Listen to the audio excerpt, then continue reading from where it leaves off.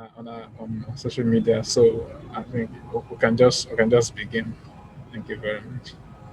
The floor is yours, Awesome. man. I was going to Okay. say maybe you should take a few more minutes because you're making so much sense. I actually Ah, wanted to listen to that. uh, thank you, ma. I'm on with you, but okay. How many minutes do you give me, Yes. ma? You are the one that owns the floor tonight. No worries. My presentation is not very long because I'm hoping we can have a little interactive session. That's true. All right. So, guys, while we are getting ready, please make sure you have your questions ready because our speaker tonight will give us a privilege of 10 to 15 minutes, to attend to questions. I mean, critical business questions, financial, you know, related questions. Guys, I want to assure you that Ms. Fijeh Aadum will answer any question and she will give you the right answer to whatsoever you're talking about. Uh, for those of you that don't know, she's a podcaster at Immigrants Thrive and several other podcasts. I listen to her regularly. You see, when you want to grow, you find those who are making sense. You follow them, you listen to them. Um, I will encourage you that after now, please get on YouTube, get on what's it called, LinkedIn, and get onto her Instagram. She's sharing something per day. Just go and get value, go and learn, go and subscribe to her YouTube platform. I believe she's coming up with a few programs in form of trainings in the days ahead. Please watch out for her. I know Madam Fiji for one thing. She has a heart for young people. She has a heart to support and to see dreams come true. And it's with this particular passion I was moved to invite her to Technovate Conference 2020. We're truly grateful that you could be part of this. Thank you so much. Thank you so much. Thank you, Mr. Dejo, and welcome again, everybody. I'm going to go straight to the point because it's not a race against time. Can you hear me well? Clearly. Please, if you can Awesome. hear, please drop in the chat box. I can hear you. We need the class to be as interactive as possible so she knows she's talking to people. Sorry. Awesome. Let's roll. So we are talking about breaking new frontiers. That's the subheading for today. And I'll take a few Yes. minutes to tell you what breaking new frontiers mean to me. And I hope I can hear from you too. Even if I don't get the time to ask right away, feel free to drop it in the comment section so Great. that I can take a look before I start asking questions. Because there are many times two people are communicating or they think they're communicating, but one person is completely thinking of another something else and the other is thinking of the other another thing. So Exactly. it's like you're both speaking but you're not on the same page, right? So I want to know what breaking new frontiers mean to you. I know I'm the key person speaking today, but I also want to hear what it means to you. That would really help me know if I hit the target or, and then to help me answer your questions too. So please, if you want to speak, just use the emoji and raise your hands up. I'll unmute you to speak. So we have 10 Awesome. seconds to do that. If you want to talk about what she has asked. If you want to share All with us what right. breaking new frontier means to you, yeah. All right, Sarah, you're on. Good evening. Good evening, Good Sarah. evening. I'm Sarah. Thank you so much for this opportunity. So, breaking new frontiers for me, I see it as entering higher levels. Okay, Yeah. breaking through barriers, maybe business barriers, and having a change, having transformation. Being where I want to be, like what I see for myself, like being there, achieving it. So that's how I see it, ma. Thank you, Sarah. So, Yes, ma. Awesome. Yeah. okay, any other person? For those on social media, you can just type it in the chat box wherever you are. We will see it later. Please, for those of us streaming on Facebook, please, you can also drop your questions. I'm going to copy them and paste them in the Comment chat section. box here. So, Awesome. In the interim, I'll move forward. awesome. So In my opinion, breaking new frontiers requires that I am participating in bringing forth something that is futuristic, something that is going to happen. I'm participating in making the future happen. Okay? Because there are two kinds of people. There are those who just watch as things happen. You're just a spectator. You're like, oh, is this what's happening now? Let me do it. Is this what's raining now? Is this the way they're going now? And then they flow. And then there are those that actually, have you ever wondered how trends start? Somebody started the trend. So the question is, are you ever one of the trend setters, or you just go with the flow? Yeah. And today, as we speak on it, you will see why it is important that even though breaking new frontier requires work, why it's important that you participate. You participate in the birthing process of what the future is. Today was the future yesterday, right? So if anything changed, if you did anything, that means to make today happen. So if you did anything different today, if you influenced what happened today, you already broke new frontiers.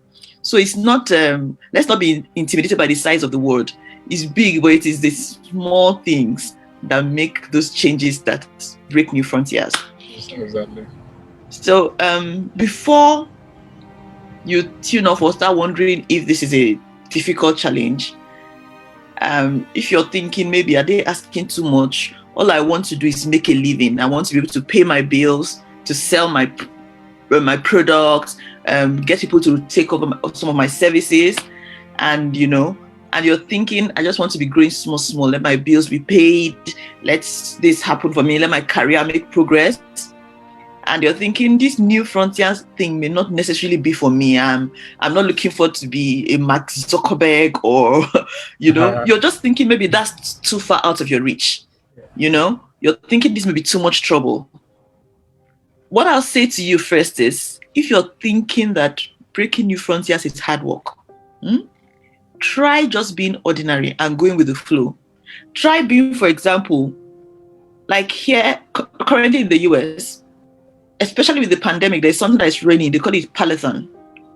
It's a one machine. It's like a gym in one. You're seeing your gym instructor. You're on the Peloton. He tells you run this second. When you go to the gym, you have an instructor, right? For those who pay for personal training, the instructor tells you, okay, do 15 press-ups, do 10 sit-ups, and they encourage you to do it. Well, Peloton is a gym sold to you in your house.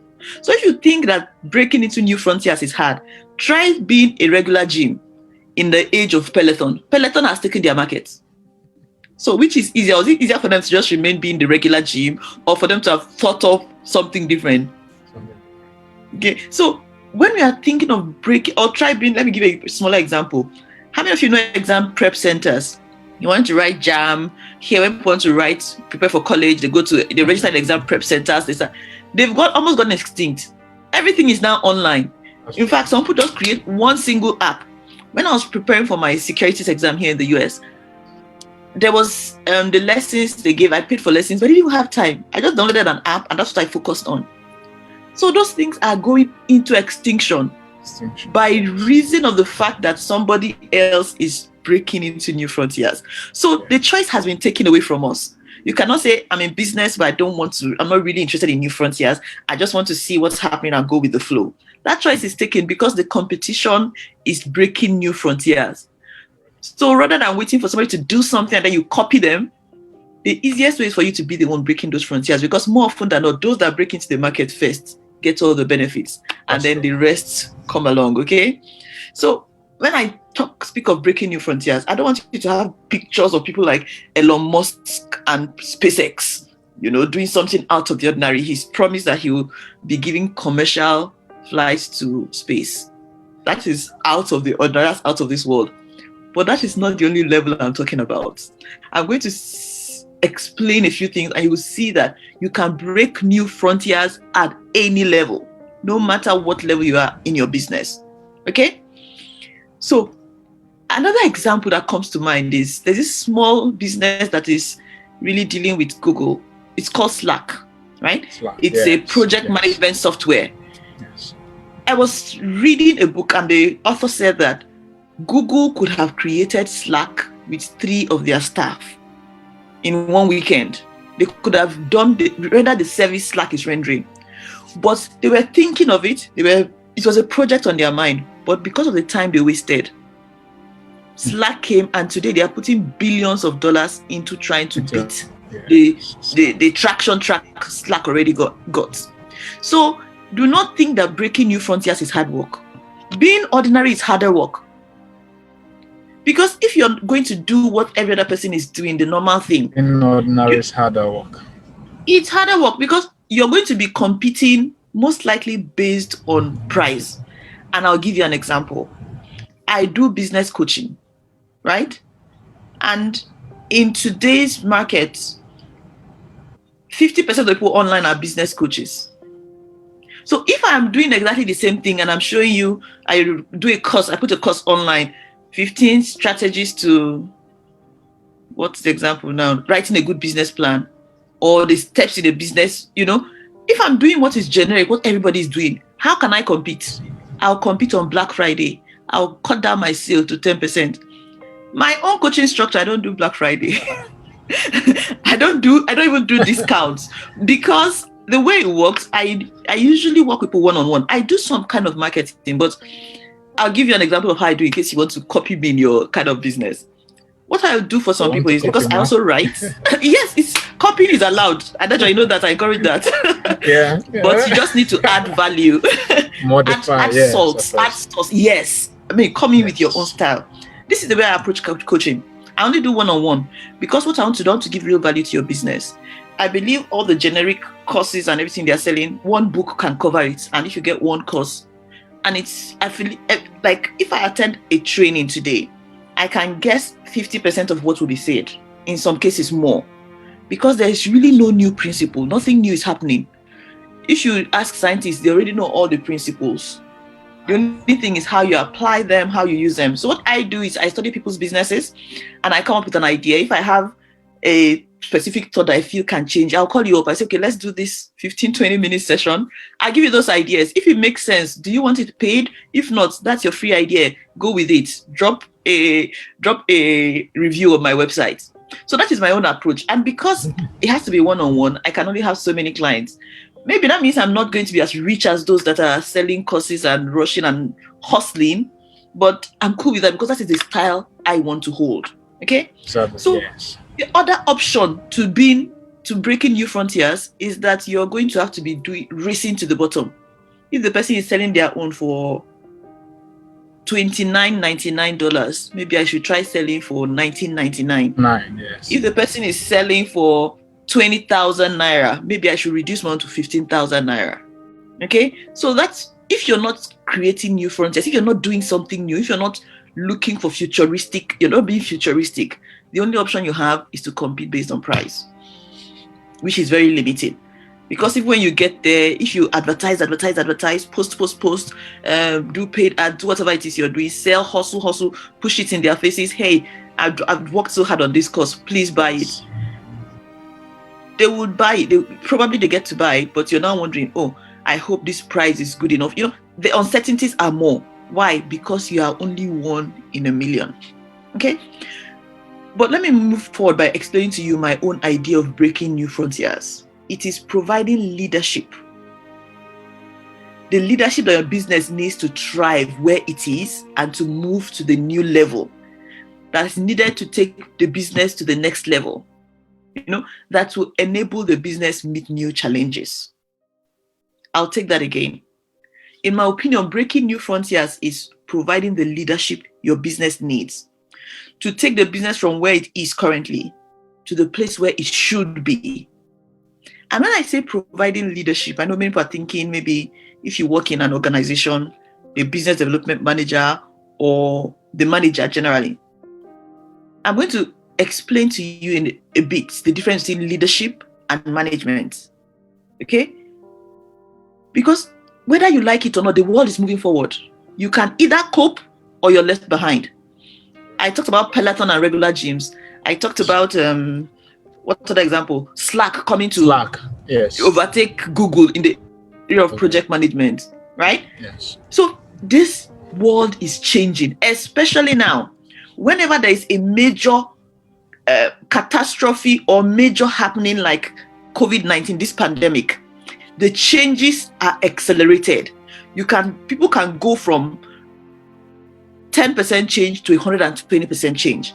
For example, Zoom. How many people were using Zoom a year ago? Very few people compared to what it is now.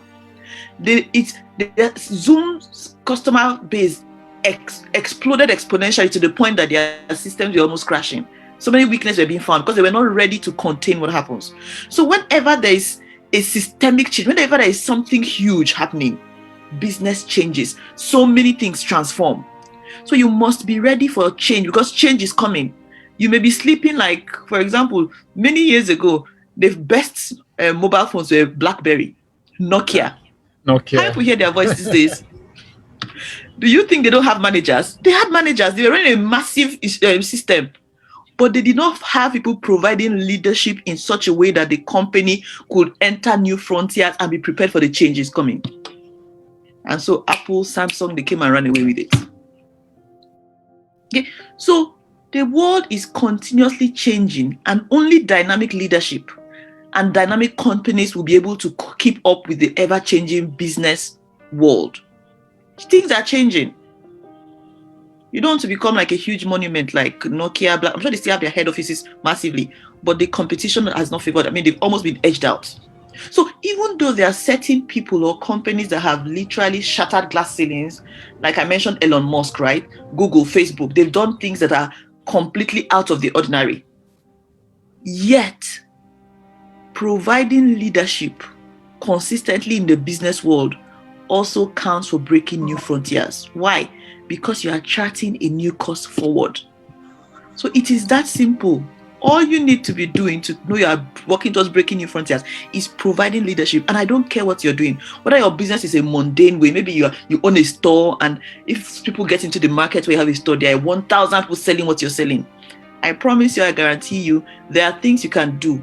If you're not just, madam, don't come on, and then they'll bring you a bottle of Coke and they'll get the salespeople stay attention. That's not your job.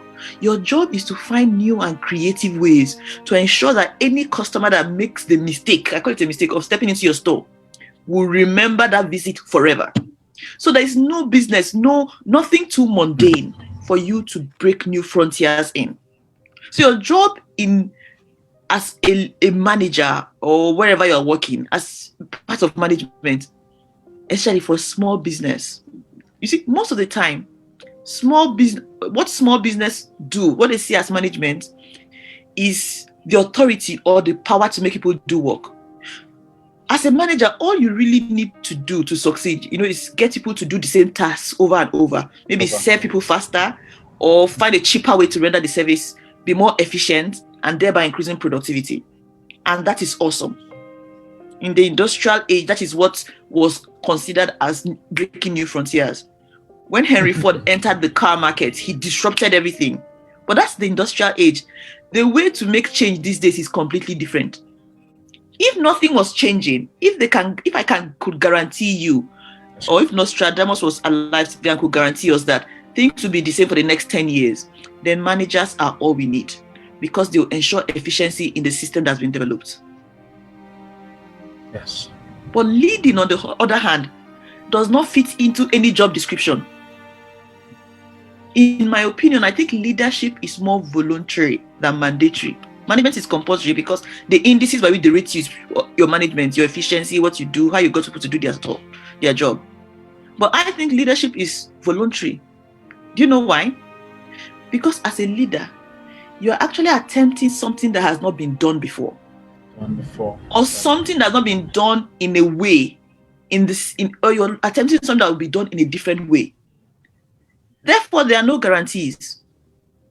So leadership requires more responsibility. A manager has his job description. If you're applying for the position of a business development manager or a finance manager, all you need to do is go online, copy job description, paste, and say, this is what I've done. But there's no role for a leader. That is a job you can step into. And the most senior manager may not be the person who is providing leadership in an organization. Okay?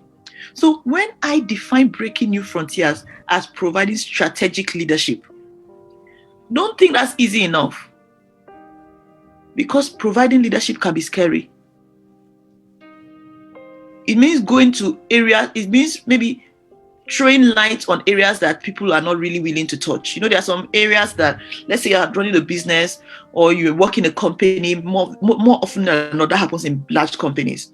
And you see a department that is not performing so well. Many times people ignore it, try to maybe change staff. They're not willing to delve into that department and go to the nitty-gritties and see what is happening here. What can we change to make things explode? They may change the manager, they may do a few things, but only a leader will take the time to see where they went wrong. Okay?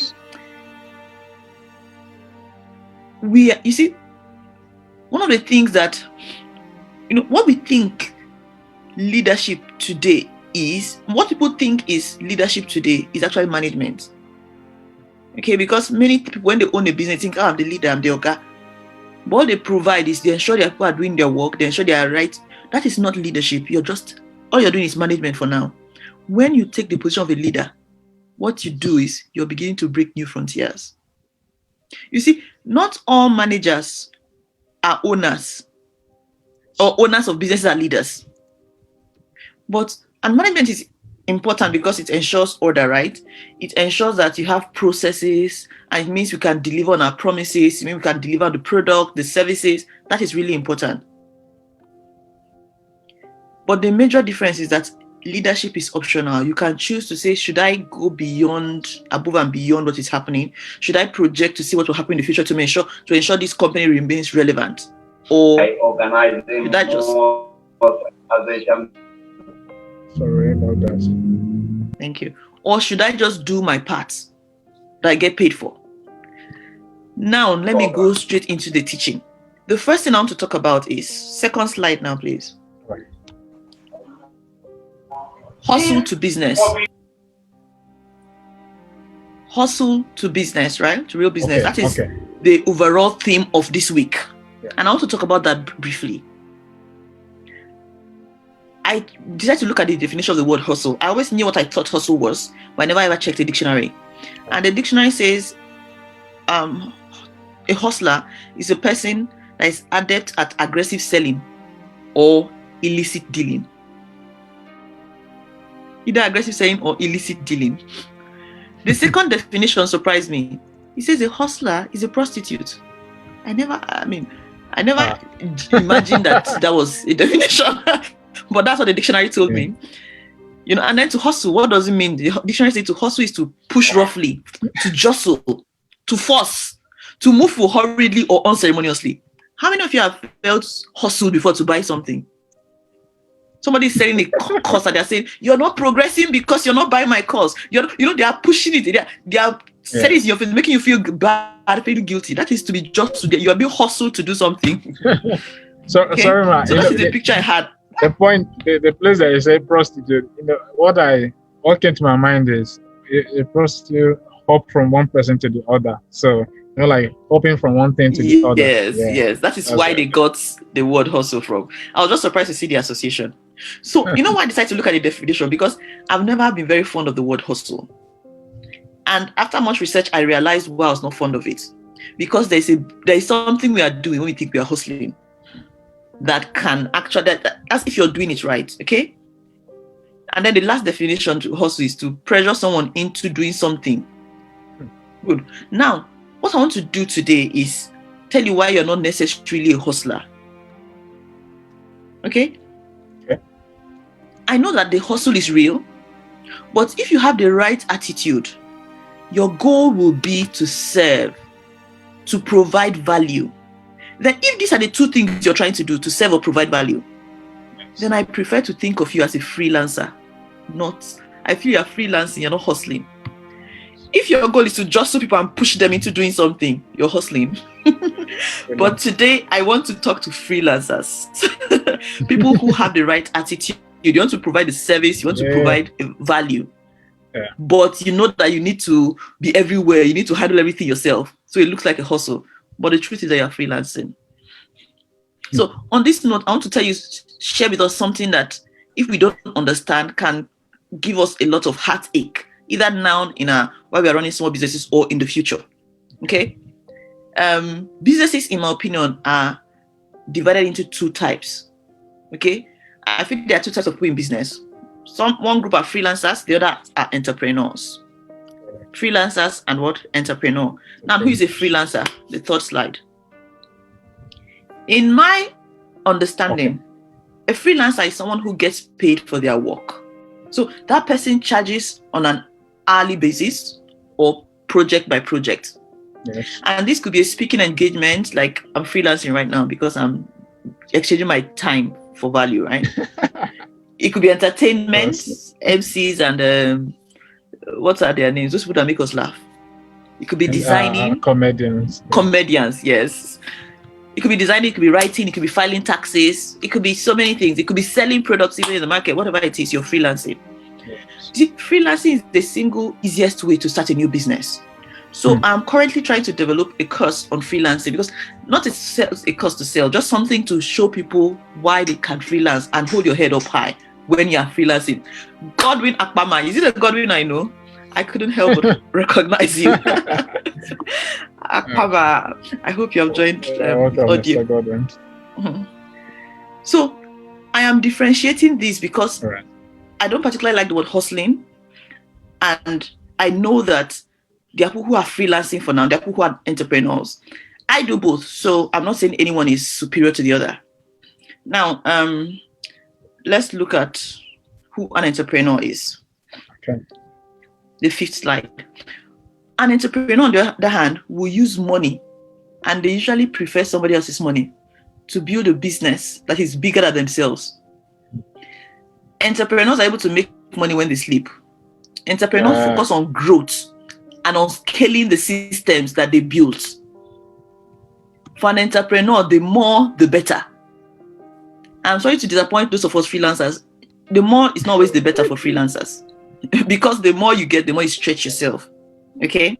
That's But on the other hand, an entrepreneur also will he's just building a system that is bigger than him. That's why you hear people say, oh, I just want to find what's that word? A very popular word. Something income, an income that works for itself. You don't have to be actively involved. What's the word again? Residual. I forget, but it's residual income. So you're not involved. That's the goal of an entrepreneur. They want to be able to do something and step aside, and it's still working. Okay. Yes. I won't be able to do that with my coaching business because I love what I do. I do it for free every day. I will do it for free. So with my coaching, I cannot necessarily be entrepreneurial. I want to be involved in the day-to-day, everything that's happening. Even when I'm able to train people to take the same processes with me, I'm going to be involved. I probably will never retire from coaching or writing. Okay? Now that we understand the difference, sixth slide, what is the goal of a freelancer? The goal of a freelancer is to have a steady job with no boss. How many of you can attest to that? Yeah. But beyond that, apart from not having a boss, you need to be able to do great work. And then you will to gradually increase demand so that either your hourly wage goes up, okay, or the quality of the gigs you get go up too. Okay? And let me tell you, freelancing is a noble goal. I told you I still freelance. So I'm not differentiating between entrepreneurs and freelancers so that entrepreneurs can feel superior, like, oh, we are the ones that have arrived. No. But the reality is that most business people in the world, 99% are freelancers. And most of the people that I'm speaking to today are probably freelancers. For now, at least. You may accept you're like me, I have other businesses that don't involve me, but I make money from. So in that context, I'm an entrepreneur. But especially for younger people, who are the people I'm really passionate about? You didn't inherit a fortune, you've not worked long enough to have fun, or you don't even know of the opportunities to fund enterprises, which are numerous these days. People are raising fund on Kickstarter, Republic, GoFundMe, even Instagram. Exactly. Everywhere. I'm witness to somebody saying, oh, I'm expanding. If you want to be involved, bring ₦1 million. I'll give you some percentage a month on Instagram. Yeah. So that also happens, and that's definitely entrepreneurial. Now, what is the goal of the entrepreneur? The goal of the entrepreneur is to sell out for a lot of money. His goal is to build a system that can work outside of him, because no investor will invest in you if what you're building cannot work without you. Because if you die today, their investment has gone. right? So entrepreneur knows this, and what he's doing is build a system, Exactly. build long-term profit machine that is steady, or build and sell. So the entrepreneur is able to build an organization that creates change. For example, Paystack. If you know anything about them, they were bought up recently by Stripe, and they got a $200 million payday. Nigerian guys. It's big. Those are entrepreneurs. Yeah, that was huge. Now, one note of warning before I see my time is running fast. Try to run faster than me. No problem. A note of caution. Sometimes freelancers get entrepreneur envy. That's what I call it. Entrepreneur envy. And then they say, oh, I'm freelancing, but also want to be able to work outside of me. So what do? They start hiring other freelancers so that they work for them, get a lot of job, and then they feel that's scaling. But the truth is, that's not really scaling. That is managing freelancers. It's a promotion. Yes. But with that promotion comes tons of headaches. Because if you know anything about freelancers, they are probably working at their own pace. If they are not ardent and dedicated, you are in big trouble. So it's a good thing if you get to that level. Let's say if you're successful, you know the business enough to want to coach others, is huge. But that doesn't necessarily make you an entrepreneur. Don't develop entrepreneur envy. Enjoy, bask in the opportunity to be a freelancer. Don't apologize for it. Okay? Sure. Managing freelancers is different from being a freelancer, but it doesn't make you an entrepreneur. Okay? Because sometimes the headache that comes with it, and the fact is still that investors will not be willing to invest in you because the whole system still surrounds you. So know the difference so that you're structuring your business as you're growing, as you're expanding. You wear any of the hats. You can do what is necessary. I hope that was helpful. That's an aside, but I just thought it's necessary for people to know. Yes. Next slide. Okay. And a caution to entrepreneurs. If you're an entrepreneur, it is not possible to succeed by using your own labor to fill in the gap. If you have gotten to the part of entrepreneurship and you're already an entrepreneur, but you're still thinking like a freelancer, because it's always cheaper to do something yourself than to pay others. See, no problem. I can just save this amount by putting in extra hours of work. So if you're an entrepreneur, one of the reasons I'm also differentiating, so I can understand your role and understand how you will work. Yes. Okay? So you must note as an entrepreneur that your labor is finite. Your time is finite. Like every resource, it's not unlimited.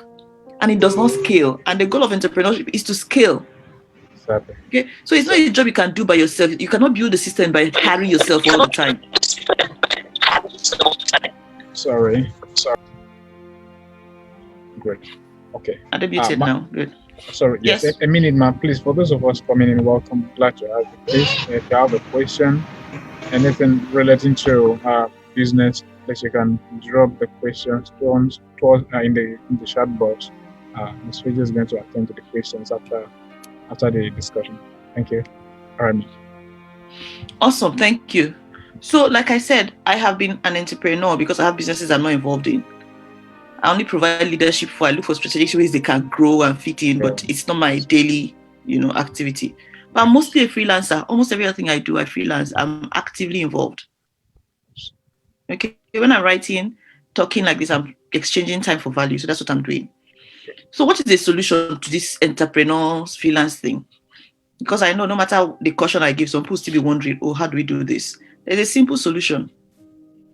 If you are a freelancer, freelance. Figure out how to do the best work in your field. The best work for the right clients, okay? Don't fret about turning work away. Sometimes it's okay to turn work away, but make sure you're doing the best work. Don't fret about the occasional time you don't have downtime when you don't have work. Okay?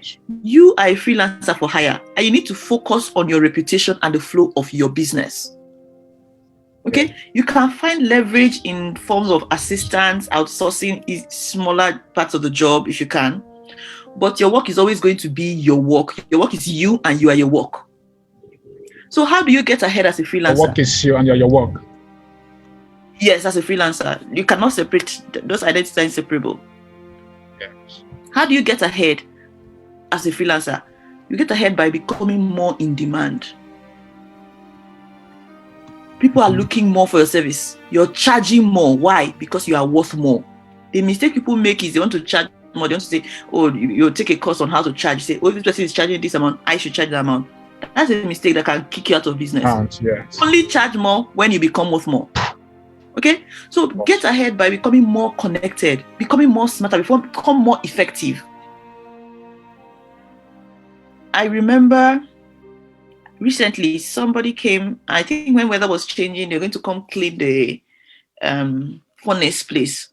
And when we're looking for the person, my initial goal was to look for the person with the lowest bid, the lowest price. So I wanted 3 people to come take a look and make up my mind to say who has it. Because in my opinion, cleaning furnace is the same for everybody. Furnace is furnace. There's no specialty. In fact, it's not about who owns the business. They probably use the same group technicians to do that kind of work. But when the first people came, they gave me a quotation, came and left. When the second came, when they were entering, the first thing I noticed is they put on this white, I don't know what they call it, something like they use in operation theater. I was like, no, there's no need. You can come in with your shoes. You're just going this way. And they're like, no, ma'am, we need to treat your house with respect because this is what we want you to do in our house. I was like, that's nice. That's thoughtful. And as they're going in, they just passed me a flyer. And the flyer was just a 1-page sheet, but it just showed their services, what made them stand out, a little bit about their story. Oh, this is a family-owned business. And they went the extra length to even have a few people in our neighborhood give testimonials. The moment I saw that I was waiting, I just whispered my husband, I said, I have people that I'm going to use already. Ordinarily, you think cleaning a furnace is nothing special, right? How do you stand out? We're all cleaning furnace anyway. You can't create new ideas around furnace cleaning. I don't even need them to create new ideas. But whoever the leader of that organization is, the owner, has done exceeding great work. The first people came. I didn't see anything spectacular. I was waiting to compare their price. For me, it was the race to the what? To the bottom, the lowest price. But after the second guys came, I just called the third people. I said, don't bother coming. I've got my guys. I didn't even decide. I didn't look to see the second bid to make my decision. Because of the kind of respect they had, the attitude they brought to it, I was like, this is it. So I encourage you, when it comes to breaking new frontiers, all you need to do, in whatever you're doing, there's no business that is too random, too ordinary, you think there are no new frontiers. Exactly. Everything you're doing, every service you're rendering, you can break new frontiers. Because if you don't, the change is coming. You don't want to be left behind. Next slide. Now I'm going to tell us 3 short stories, and then we'll probably round up. Who wants to hear a story? I want to. Drop a 1 in the chat box if you want to hear my stories. Yeah. So 3 short stories about breaking new frontiers. Number 1 is a fax machine. Who has ever used a fax machine? I think fax machines are kind of going out of vogue, but they're still very important to people in certain businesses, because when you're sending documents that are very important, you don't want to send them over the net. There are things that people are still very important. But when the fax machine was invented, it was a massive, very successful business. You know why it got successful? Because if I am your client and you are rendering service to me, and for example, you're my lawyer, or Akpama is my tax consultant, and I bought a tax machine and I say to him, I want my documents safe and secure, so I'm going to fax these documents to you. Guess what? He cannot receive my messages except he buys a fax machine.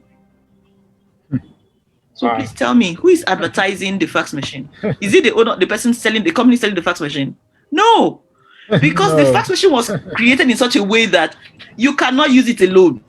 Before your lawyer, your accountant, whoever, your business partner can receive the documents, they must buy a fax machine.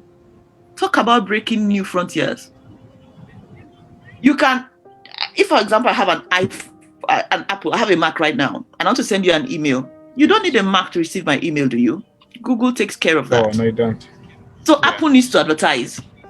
They need to tell you why their product is great. But for the fax machine, you could never use it alone. For it to be useful, if I'm into real estate now and I have clients that are billionaires and I want to keep serving them, and they bought fax machine, will I say, oh God, I don't have fax machine. Can you send somebody to go and scan it, or can you find an option? No, sir. I will run and buy a fax machine. That is my first story of a company that broke new frontiers. They changed the idea of advertising because you could never use a fax machine alone. To do it, you had to collaborate. So you don't even need to be paid or offered any incentive to share the fact that you're using a fax machine is compulsory for people who want to do business with you. My second story is about social media, which we are all involved in. What made Facebook to stand out? It is the fact that if you wanted to see pictures of yourself, you will see it on your phone, correct? You don't need to do anything. You don't need to put it on any platform to see pictures of yourself. But what you want to do is you want to connect with other people. You want other people to be able to see what you are doing. You want them to see when you started your business, when you have graduated. So social media succeeded for one simple reason, because there's no fun in using it alone. In fact, you cannot use it by yourself. It requires. I remember Facebook came out many years ago. I don't know, maybe 11 years ago. Many people were sending me texts when they get on Facebook and they want to share with you, share something with you, and they say, "Oh, if you're not on Facebook," I think Facebook designed a message to say, "If WhatsApp did it too, hi there, I'm on WhatsApp. Do this to connect." What did this social media do? They ensured that people can only use it as a community and see the exponential growth. Facebook today is the company with the largest number of clientele. That's true. Zuckerberg will not be the richest person, but in terms of digits, number of people, he has the highest number. Because you don't use Facebook alone. Exactly. The world has literally become his market. Okay, so that is another idea. That is another way of breaking it. That is another example of breaking new frontiers. Yes, correct. And this social media people came in like a joke, and they disrupted everything in media. First of all, when they came, people like AIT, CNN, they were raining. If you don't have $1 million naira, you can't advertise. If you don't have 400,000 naira. Yes. Today, who is advertising? Go and ask the media houses how much of their revenue dropped because of social media. Today, Facebook, they are kicking people off advertising on their platform. They're not even begging you to come and advertise because there's such a huge demand. Instagram. Today, that's why when people say, "Oh," and I want to just chip this in. This is completely aside. If you don't have a brand, if you've not started building a brand, you're wasting so much opportunity. You have no idea. Even if you're employed full-time in your business, I encourage you, get on social media, get on Namecheap or something, buy your name address. Yes. Email marketing. www.adejo.com. Just get it and keep it if you don't use it, because brand is the next big thing. Somebody's told you guys about brand already, so I'm not going to go there. But the internet is not going anywhere soon.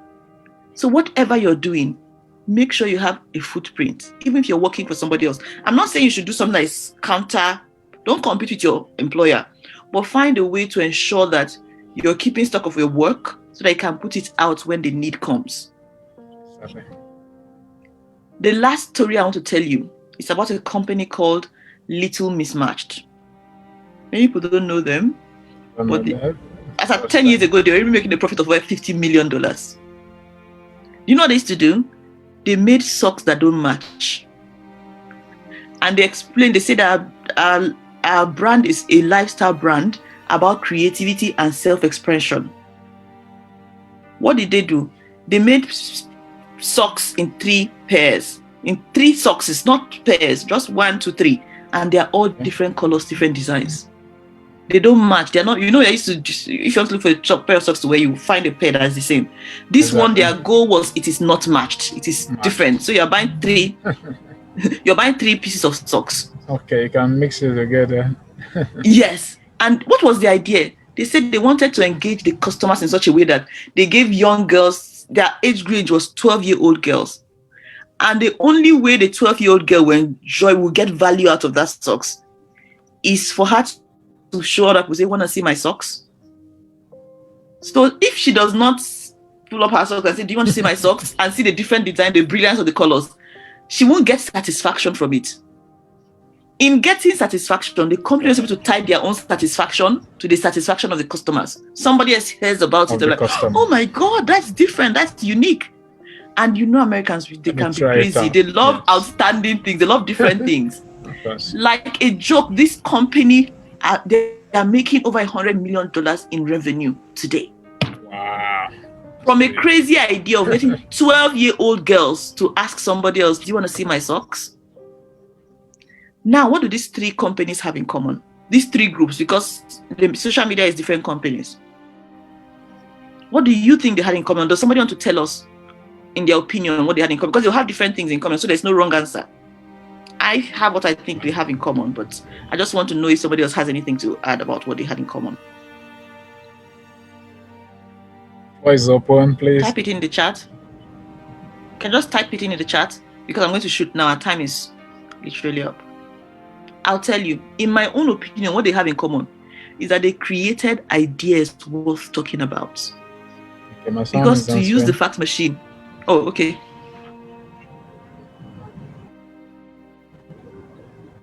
To use the fax machine, I'll continue the chat comes in. You can read it out for us. Sarah, yes. Okay, Sarah is saying thinking out of the box. Godwin Akpama said creativity. Bumi saying they created a niche for themselves. Yeah, That's correct. Because nobody else is very like correct. Little Miss Mark. I keep wondering, I look at them like, would that thing have worked in Nigeria? But the important thing is they succeeded at what they are doing. Okay? I think what made all of them break such new frontiers is that they created ideas worth talking about. If you wear this socks, nobody would, you won't even get any satisfaction to somebody say, oh my God, why do your socks look like that? So what do you do when you get to school? You pull it up. Hey, do you want to see my socks? While you're getting satisfaction, you are creating markets for the clients. You think they have to be interrupting your YouTube video? You want to learn something on YouTube by pushing ads in your face. Mm-hmm. They don't need to suffer from skip ad. Why? Because the client is compelled to talk about it. For the fax machine, it's of no value for me except my business partner buys it and can receive the message. For Facebook, for social media, whatever you post is useless until somebody else can see it. So they've given the task of marketing to who? To their audience. See, the ultimate way to break new frontiers in today's world is to create an idea that is worth talking about. If you don't need to create a new idea, then create a service. Mm-hmm. Or create a service in case you are in what we call mundane kind of business. I'm an engineer. What can I do different? I just sell this in the market. I'm just an accountant. I'm just a lawyer. Then render a service that is worth talking about. Be the person that, even though you're just doing rendering, what do you call accountants call it? Imagine I'm a trained accountant. I don't remember the word because it's been so long I practice accounting. Let's say you're filing their taxes or something like that at the end of the year. Be the one that maybe you're the one that encourages your clients, give them tips on what to do for next year to be better. Just add on, do some kind of add-on. Let them say to their friend, my accountant came in today, and even though that word you just mentioned, add-on, is very, very important. I just picked that word. You might not be doing the big thing, but you have in software and web, we call it third-party application, something that one end and would need to connect with the other end. Yes, something awesome. In between. Yes. Yes, let there be something that makes you stand out. That is a new frontier you need to worry about for now. Don't think of how can I create my own SpaceX. That's way out of there. Okay. So the Industrial Revolution happened over 100 years ago, right? Ford is still celebrated today and will be forever because of his contribution to the US and the world economy. The process he introduced massively improved efficiency and production. But the revolution we'll see in today's world will be spearheaded by ideas that give people reasons to share. Because you really cannot compete with. Right. You see how people are on Instagram. Do you know how much people spend to get followers on Instagram these days? Because they feel like even if you don't know much, but you can buy followers and maybe have 100,000 followers, you can now say, I am a coach and I've helped this number of people. And people buy into it because they believe, if she has this number of followers, she must be great. So when you can actually render a service and people can begin to talk about it, that is the number one way to escape the struggle in your market or the need to sell to people and to hustle people. Okay? So in summary, I said many summaries today. What is the one thing that stops us from achieving new frontiers? No, this is the first. That's the first summary, okay. What is that one thing? There are many things, but I will focus on one thing that I believe is stopping people from attempting to break new frontiers, to break into new frontiers. And that's in my almost my last slide. It's called the imposter syndrome. After studying business owners and founders for a while, I came to one conclusion. The greatest or number one greatest enemy of breaking new frontiers is this thing called imposter syndrome. See, this syndrome, what does it mean, by the way? It's just to say, to make the feeling of, hey, I am, for example, let me use myself as an example. I'm an author, I write, I teach people about entrepreneurship, I help build. Do you know there are times that it's possible for me to now start feeling, Fijeh, you wrote this big book. Who told you know anything? What do you have to offer? So you want to bring a new idea. You're in an organization. You want to bring something new ways of doing things. You want to shed light on something. You are feeling, who are you? You two from yesterday. You know the funny thing about this new imposter syndrome? Everybody feels it. Dangote still feels it. If he's going into a new venture, the only person that doesn't feel it is either you are the only people who don't feel it, you are either a manager. Like a manager doesn't need, because a manager has his work spelled out for him. He doesn't need to do anything that is not guaranteed. But if you're going to lead, you're going to go into new frontiers, you will suffer at the hand of imposter syndrome. But the reason this syndrome goes hand in hand with breaking new frontiers and providing leadership is because when we lean into our leadership, we are proposing something that is still uncertain and that may not work, right? So if you're stepping into uncharted territories, what happens? You're cautious. And you're wondering, do I even have what it takes to do this? No matter how many times you've succeeded, this syndrome follows you around. See, when we step into a position as leaders, we are saying to the people that we lead, I think this thing will turn out this way if we do it in that way. It's a feeling you're not certain. Okay? But what are you doing? What you are doing, that you're opening new doors that have been previously shut, or you are shining the light in dark corners that people have not given attention to, maybe because it's risky or whatever. So everybody's looking. So it's more of a feeling of uncertainty. It's more of a feeling of uncertainty. Yes, it comes because there is uncertainty. If you're not doing something new, you know the reason why a manager doesn't need imposter syndrome, he's not uncertain. Yes. Can you hear me? Syndrome, I'm asking, it's more of a feeling of uncertainty. That's correct. I feel like I'm lagging. Am I lagging? Correct. Okay. Can you hear me? No. Not at all. Yes, probably just network issue, but I think you're good. We can hear you clearly. Okay, just your video that's frozen, but you can. Oh. Why is my video frozen? That means my internet is bad. How is the video now? Is it okay?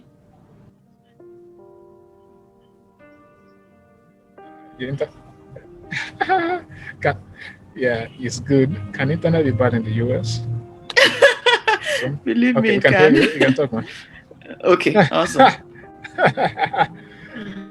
So I was saying that great. Everyone usually looks forward to enlightenment. Everyone looks forward to new frontiers, okay? But 99.9% of people, in fact 99.99, prefer to stay on the safe side. You don't want to risk anything. You are the manager in this company, but you don't want to add, you don't want to subtract. You want to do what the owner of the company gave you, so that when things go wrong, when these things go sideways, they will not blame you. That's true. Okay? And this is why the imposter syndrome raises its ugly head when we try to break into new frontiers. You know, you have this huge vision, this huge goal, you want to do this, but you're not exactly sure how to get about it. You don't have everything, your ducks in a row yet. But the vision is clear and it's real to you. And you're sharing with your team. Sometimes when you're on your own by yourself, you actually think, this thing I'm even doing, is it possible? Maybe I should just relax and do what others are doing. Okay? That is what imposter syndrome is. And it stops some people, but the people that are able to go beyond this, the first thing you must know, it happens to everybody, no matter how many times they've succeeded. That's true, Ma. You see, that part, and is a mindset problem. It's a mindset problem. I just feel like, guys, a lot of us, we have to open our minds to open your mind and open yourself to resources that can change the way you think. The moment some people are thinking about doing something new, and they have this imposter syndrome, is just that to just bounce it back, just sit down, just calm down. Everybody, So I believe it's more of a mindset. You need to work on your mindset, your thinking. Probably some people have to dissociate themselves from certain associations. Make new set of friends where you want to go. Get people who are already going there or who are there to associate with. Awesome. Thank you. So that feeling of, like you're a fraud, you're dubious, you're not sure, rich people follow you, are they going to miss road? That's what I'm talking about. And it stops people. The problem is when you stop at this point. There are people who go beyond this, and those are the people that go ahead to create change and break new frontiers. Okay. Now, the question I think people should ask is, how do I get rid of the imposter syndrome? How do I get past this and just going? I'll tell you what my answer is. In my opinion, I don't think you can.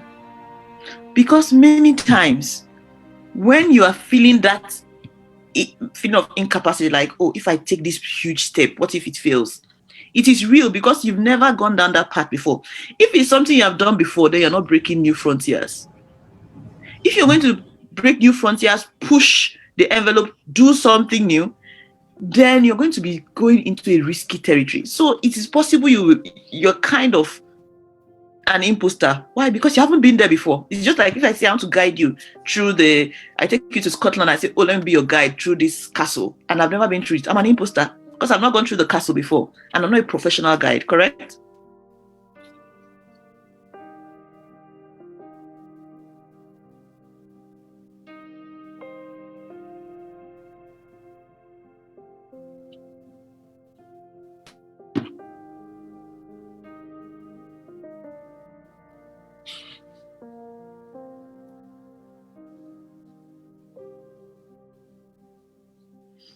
If you can hear me, please drop a 1 in the chat.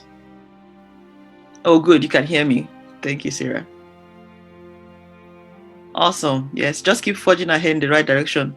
Do it in fear. Yes, be afraid, but do it anyway. Thank you, Akoma. I see you can hear me. I think the host got this for a bit. So it is possible to be an imposter but still push on. And what I'm saying is not like people that want to sell things to you and say, oh, I've done this, I've done that, I've coached so many people. No, that's not what I'm saying. What I'm saying is, if you're going to do something new, you should do it in spite of the fear. Okay? You don't need to necessarily get rid of the fear. Just be afraid, but do it anyway. Just, be careful that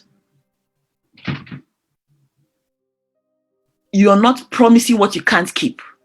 Okay, let it be that you want to go, you genuinely believe this is a possibility. You genuinely believe that if you follow this map, you can get there.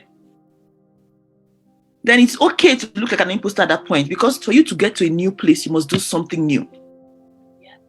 In the same vein, don't wait for anyone to certify that you are doing the right thing, you're going in the right direction. And I'll give you an example, because for me, I think leadership is about service. And when I say service, is to say, this is not about me. This is about me wanting to make a difference for somebody else. This is me trying to change something for somebody else. And I'll give you an example. If you and I were out taking a stroll, maybe we're in Sheraton, and then I trip and I fell into the swimming pool and I cannot swim, but you can swim. Will you say, this lady just fell into the swimming pool, I know it's dangerous, but I'm not a certified swimmer. I'm not supposed to go in to save her. I'll wait to be certified by, who are those people that stay by swimming pool? I can't remember what they call them. But then you're thinking, let me look for somebody that can save her, even though you can swim, but you're not sure that your swimming capacity can save me. It is very likely that you will jump in first and say, let me try to save her. In the same vein, when you're trying to do something new, you're trying to chart a new course in your career, in whatever you're doing, you're not the expert yet. You are going in a new direction. Good lifeguard. Thank you, Sarah. If the person fell into the water, let's say a small child falls into the water and you're there, you won't wait for a lifeguard. If you can swim, if you have an iota how to move in water, your natural instinct, if you're a generous person, is to dive in there and save the child.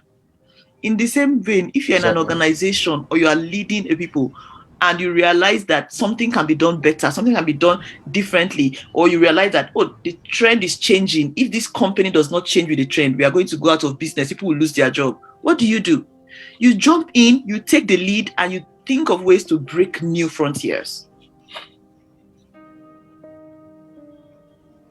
I think at this point, I have to round off so that we can keep to our talent and go to the last side where I wait for your I'm, questions. I'm not stopping you, man.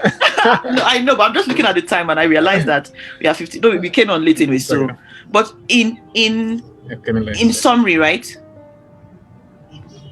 Simply Yes. put, it is painting a picture of what you think is possible, laying out a path to get there, and then taking the journey yourself. This is why, Come again, as man. I say, simply put, breaking new frontiers involves painting a picture of what you think is possible, Yes. laying a path to get there, and then taking the journey yourself. It is time consuming, it is hard work, but it can be very fulfilling. And I can promise you, it is cheaper, it is less expensive than not doing anything. Because not doing anything is kicking yourself out of business. Whether you do or you don't do, your competitors are doing. So, in my opinion, the best way to survive in business, whether you're a freelancer and an entrepreneur, is continuously break new frontiers. Thank you for your time. Break new frontiers. Hey guys, please can we put hands together for Ms. Fijeh Aadum for a wonderful session. Please use the clap emoji. I want to see everybody use the clap emoji. Else we're not taking questions. Good. Thank you, Mr. Godwin. Who is left? Thank you, Sarah. Thank you, Bumi. All right. Was that a wonderful session? Was that a powerful session? Thank you. Please, we're not taking the questions in audio. If you want to ask the questions audio, please just raise your hands up. I'm going to permit you to, I'll permit you to speak. Okay. Thank you so much, Matt. It's been a wonderful session. A whole lot for us to go and digest. This is so much information. Quickly, while we are putting down our questions, I just want to run through some of the points that she has been able to, draw for us tonight. Now, she started that being ordinary is harder work. I noted that point. Being ordinary is harder. If you want to be ordinary, it will be more difficult for you.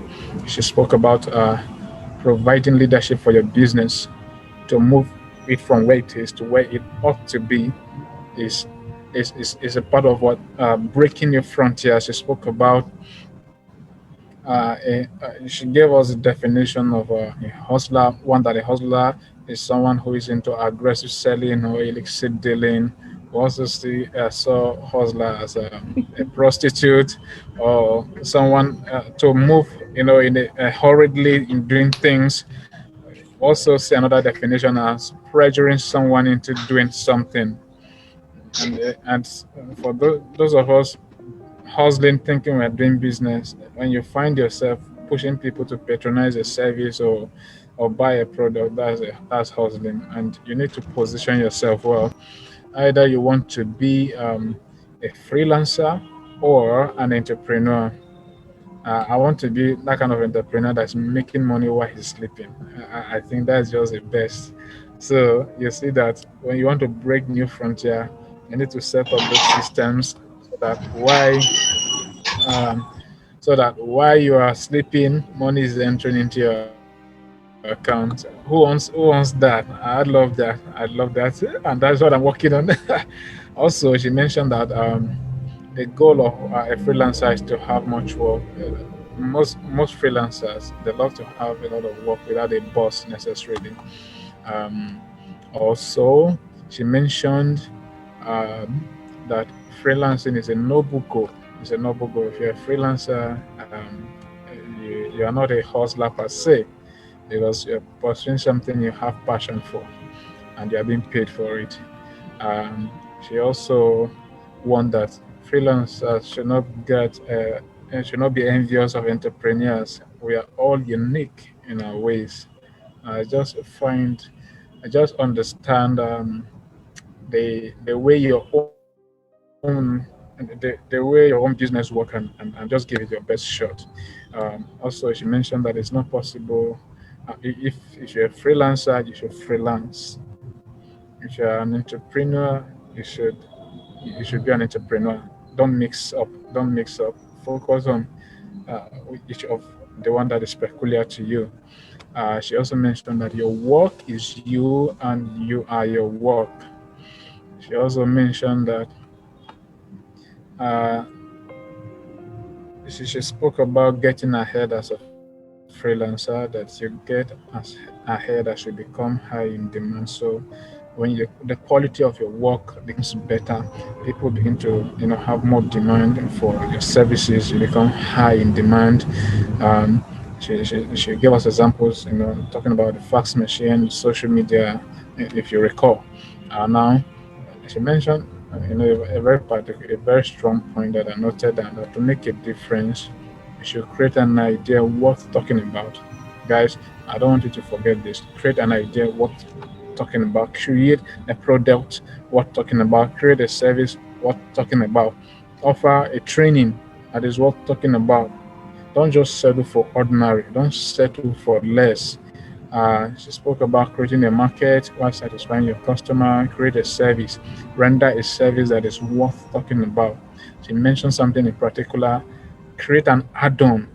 You can come to a particular industry, let's say agriculture, um, telecommunications, or manufacturing. When you come there, what create an add-on, create something of value that the industry is going to need, that's going to be so unique that look at the example of Facebook. You see, they have created something that makes the entire human race or to socialize, create something unique. She spoke about the obstacles, in breaking new frontiers. There are obstacles, and she spoke about imposter syndrome. You need to be able to believe in yourself. You need to do away with that feeling of uncertainty. When you want to take a step, take it with every boldness. Go for it without hesitation, without any fear, without any fear, without any fear. If you're going to fail, you should do that thing and fail, and you'll learn from it. And most of the times, some people don't end up doing that thing. How about what if you didn't fail doing that particular thing? You see, so you must try, you must try, you must try. There's no harm in trying. All right. She mentioned that 99.9% of people love to stay on the safe side. Staying on the safe side is not even safe. Nowhere is safe. So take the risk. Take the risk. Take your chances. Uh, She mentioned that the last point that she spoke about tonight is breaking in frontiers. They involve, painting a picture of what you think is possible, laying the path to get there, and taking the very steps necessary to get there. These are so powerful. They're so powerful, so powerful. Guys, I want you to watch out on my social media. I'm going to put these thoughts together in a video. I'm going to put together as a design, so that I can be able to save and share. Like I mentioned in the chat box earlier, we're going to put this video on YouTube later tonight or tomorrow, so that you'll be able to go over the video again and benefit so much, so much, so much from what she has taught us tonight. Once again, I want to say thank you, thank you, thank you very much for your time.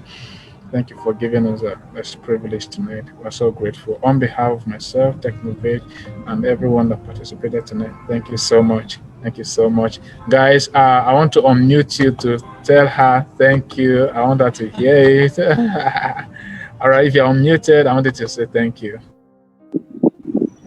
Thank you. Thank you so much, Ma. Thank you. All right. I see questions in the chat. At least I see one or two questions. Yeah, exactly. I have a question too.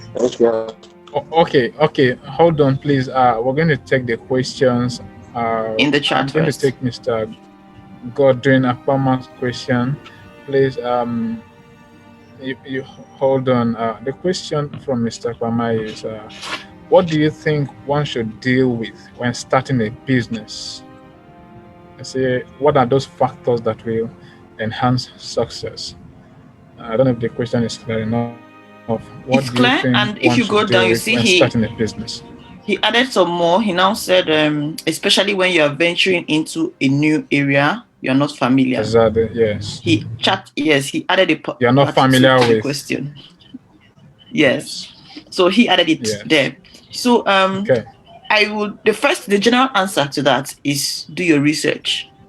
If you're venturing into a business, do the research. Visit those that already have it. And that is the answer that 90% of people would give you. But when I'm thinking, especially if something you're not familiar with, whether you're familiar or not, what I would say is study a couple of people who are doing this. Go in, if it's a store, go in there, buy from them. And what are you looking for? When you have maybe pick 10 people doing this business and you study them, What do what you I want to think you do? should focus on is find what you think is missing from the companies you study and add that juice to your own. Because if you are coming already into a crowded market, I don't believe there's anything like crowded market because we are all different. And when we start copying everybody, Exactly. it's crowded. But when you're coming into a market that appears Yes. saturated, what do? Yes. Look for the loophole in the business. Look for the loophole in that business, and then put your own extra resources into blocking that hole or adding that value. That is what the Yes. add-on we spoke about earlier. So that at least when people step in, they can see, because a lot of the time when somebody has been doing something over and over, they don't really see what they are missing because they are 10 years, 15, 20 years of being this thing. But you who is just a newcomer, what do? You can see with fresh eyes. So open Exactly. your eyes and see, look for a loophole, look for something that if you add this thing, it will make it even sweeter. And then do that. And I'm sure that is one thing I think I can add to the generic idea of research, study the business. Those are generic. But then as Yes. you are looking, your focus should be on what is missing. What can I add that will take this from this level to that level? So please Mr. remember Kwame, I what hope she that said. helps. Yeah, you remember she said, look for a loophole. Very, very, very important. Look for something that's not there before, that they don't have before. When you fill those gaps, you see that you'll be very, very special. Your value be felt. Yeah. Okay. So the next question goes to Sarah. Please, if any other person here has a question, please raise up your hand and I'll pick you. All right. Question. Sarah, on to you. Okay, thank you so much again. I've learned so much. My question is that I've had this idea. Okay, I'm a cake artist, and I've had this idea for a while, and you kind of like just confirmed it, and it has to do with stories. So it's okay. I don't have to go into details about the idea, but the challenge I'm having is how do I go about it? Because I've learned that we should have, in breaking new frontiers, we should have a picture of the future of or what we want to achieve, know how to get there. So my challenge now is knowing how to get there. So I really want to know how to go about the idea. Will it work? Okay, even if it will work, what how should I start? You know, and I feel like I'm still growing, or I'm still growing as a cake artist. And if I do start this idea, basically it's just about telling stories with cakes. Mm. That's telling Hmm? an individual story with the cake, and it actually started from my mom's birthday. After I did a cake, and there were so many challenges, but it kind of like birthed something. So, but as we were talking again, another idea came, and but I'm just like, okay, what do I do now? How do I start this thing? So that's the challenge, ma. Thank you. So it's a rain of ideas. Yes, I ma. just, as you said, telling stories with cake, my imagination just started running wild. Because in truth, in truth, there are tons of cake artists. I love the way Yes, you ma. put it. Tons of people doing cake business, right? Yes, ma. And to stand out, you need to do something different because new designs are coming out every day. And Yes, ma. if you don't want to compete based on price alone, I call it race to the bottom. It's a term I learned from a marketing genius called Seth Godin. And if you don't want to just be busy looking for how to discount, make sure you're better than other people, or putting more sugar, then you have to come up with something different. And I love the idea of telling a story with the cake. What I will, however, tell you is this. I'll say this, I don't know if it will reduce people's faith in me, but I'm not in the business of giving assurances to people. I never say to you, if you do this, it will work. You know, I'm selling this course, and if you buy this course and you just follow these steps. No, because there is no guarantee in breaking new frontiers. But what there is guarantee is that if you stay where you are, you will either be overrun by those coming or you'll be left behind. Okay. So like Ade just said earlier, not taking a risk is a risk. In fact, in today's world, the most dangerous thing you can do is to be normal, to be average, to just copy. People are being average and they're making money. Oh, everybody's selling courses. You run quickly and they make, but in the short term, just at last, if they put on social media that they are afraid it's of dangerous thing, it can also be normal. Yeah. People on social media and they have a good follower, they're afraid of not posting for one day. I take time on social media 2 years when I'm writing, I take any time I need, because I feel that if I don't have the value to give, I'm used, like, why are you following me to?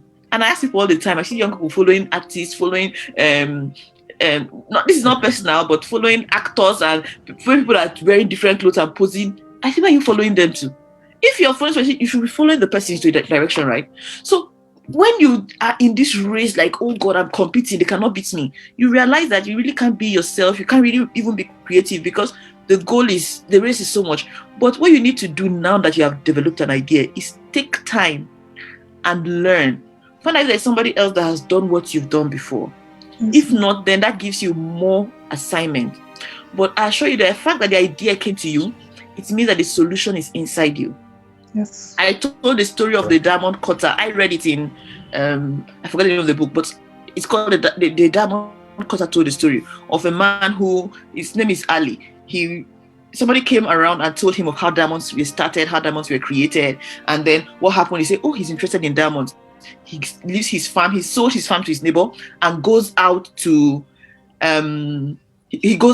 search for the diamonds. He goes around. Do you know that at the end of the day, he lost all his savings? In fact, he was so depressed, he killed himself. Only for his family to come visit the person, because the person that bought the farm started helping them. And they realized that diamonds were found right on Ali's farm where he left to go. The point of the story is this. This is the moral of the story. The answer you're looking for is inside you. Okay? What you now need to do is learn to dig deep. You need to learn to look inwards. Okay? And one of the key things I tell people when it comes to ideation and coming up with it is this: be observant, open your eyes, don't just look, see.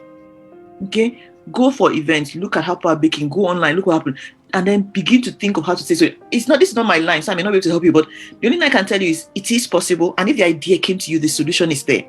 Don't pursue it, don't sit on it, because the dangerous thing about ideas is it's like hot cake. The moment you touch it, you have to take off your hands, right? If you don't do it, before you say Jack Robinson, 3 months down the road, you see somebody else doing it. So look inwards, do your research, and in your artistry, if you're an artist, I can assure you that you're born to be creative, right? So do it, find a way, be observant, look around, find it, and give yourself the opportunity, the permission to do something different. Don't be afraid of stepping out. Thank you so much, Ma. Thank you.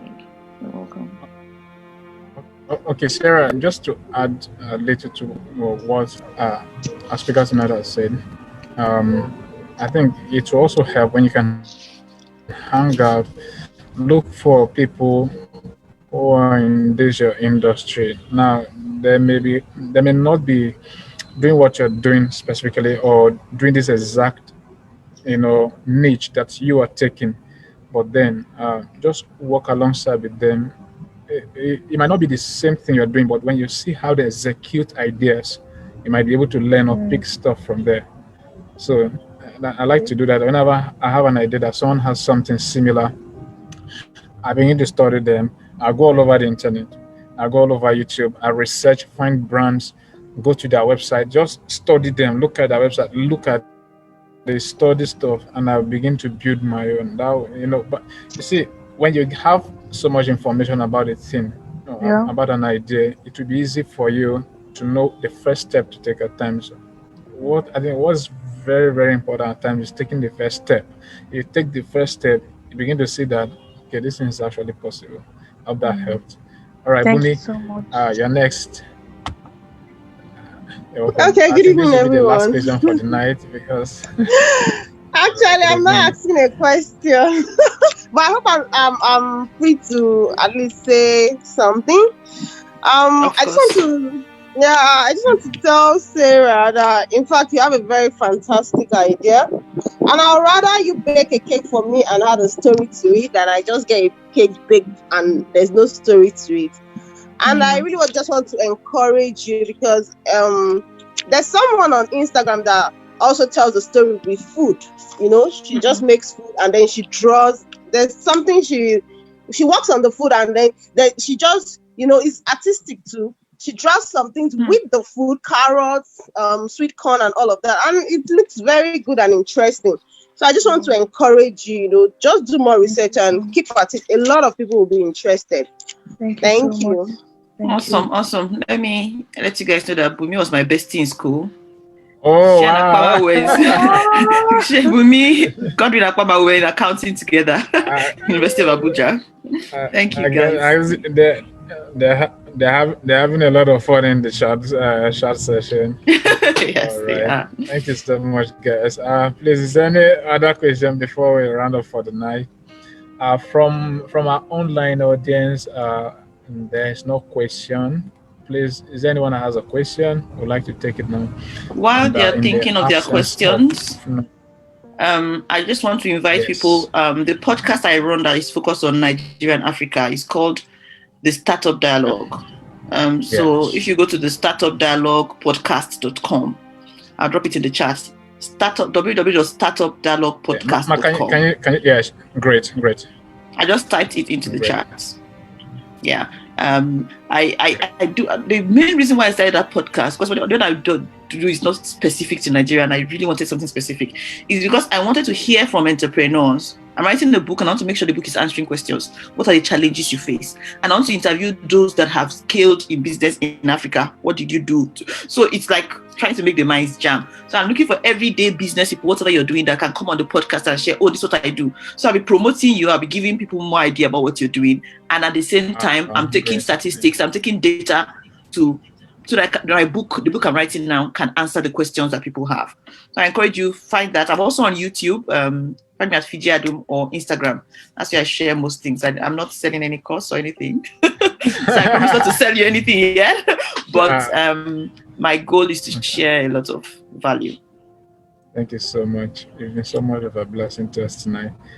Guys, please, like I usually said, I encourage you follow every of this speaker, follow them on the social media platforms. That you can see she's dropping it in the chat session. This is how you get to enjoy more resources from them. These people have spent years and years to develop themselves, to add to themselves. So let's connect with them and gather value. You can have so much knowledge. The more you have, the better you become. Please also search for her on YouTube. Ensure that you subscribe and you tap your notification button so that you can get any new video she releases. Also, like I said, this video session is going to be on my personal YouTube channel by tomorrow. You just look for Adejo Akeji on YouTube, and you can also subscribe and hit the notification button so that when I post the video, you'll be able to see it. If we have the permission of the speaker tonight, I'll go ahead to share the slide with us. So for those of you that have not registered, ensure you register with the link so that you can have your email and all the details. Yes, please go ahead. We just sent me a message that she shared this program on University of Abuja platform, and so some of them joined. Wow. Thank you, University of Abuja. Thank you so much, Bumi. Thank you very much. It. Thank you so much. Thank you. I appreciate you all. This has been a blast. This has been a successful day for tomorrow. I'm glad to let us know that our speaker for tomorrow, Mr. Victor Morgan, is in the building, is following the session tonight, just like you did, the other day. So he has been part of the session, and we we'll be having him tomorrow on board. It's going to be fun. We're going to be talking with a developer. That guy is real stuff, like every other of our speakers. So, guys, it's going to be tomorrow, and I hope to see every one of you. Tonight, I'm going to drop a message to those that are in my broadcast. Thank you once again, everyone. Thank you to our Facebook audience. Thank you very much, guys, for following. Thank you for the shares. Thank you for all that you do. We appreciate you. Um, this will be the end of tonight's broadcast. Please have a very, very wonderful night rest and go and succeed. Good night.